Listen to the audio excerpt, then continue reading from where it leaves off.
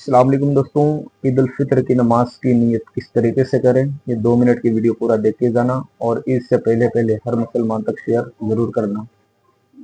Video دیکھو۔ نماز عید الفطر کی نیت اس طرح کی جائے گی۔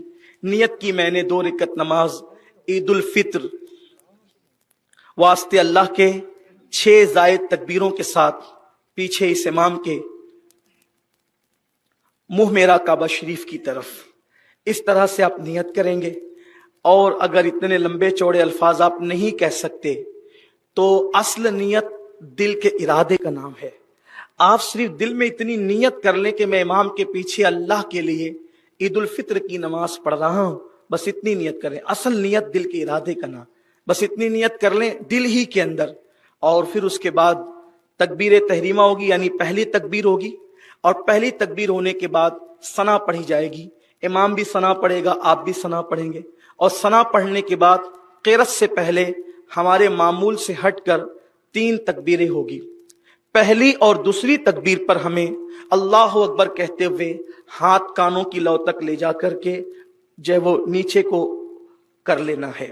پہلی اور دوسری تکبیر میں ہاتھ کانوں کی لو تک لے جا کر ہمیں چھوڑ دینا ہے، اور تیسری جب تکبیر ہوگی تو ہاتھ کانوں کی لو تک لے جائیں گے، اور اس کے بعد ہم ناف کے نیچے باندھ لیں گے۔ پھر امام قرأت کرے گا، قرأت ہوگی، اور قرأت کے بعد پھر رکوع سجود جیسے ہم معمول کے مطابق کرتے ہیں ویسی ہوگی۔ پھر اس کے بعد دوسری رکعت میں وہ سورہ فاتحہ اور اس کے بعد قرأت ہوگی، اور رکوع میں جانے سے پہلے معمول سے ہٹ کر پھر 3 تکبیریں زائد ہوگی۔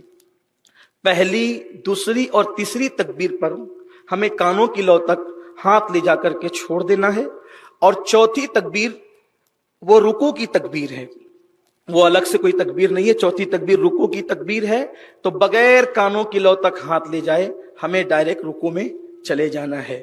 یعنی کہ آسان لب و لہجے میں یہ ہے کہ دونوں رکعت میں 3 تکبیریں زائد ہوتی ہے۔ پہلی رکعت میں قرأت سے پہلے تکبیر ہے، دوسری رکعت میں قرأت کے بعد تکبیر ہے۔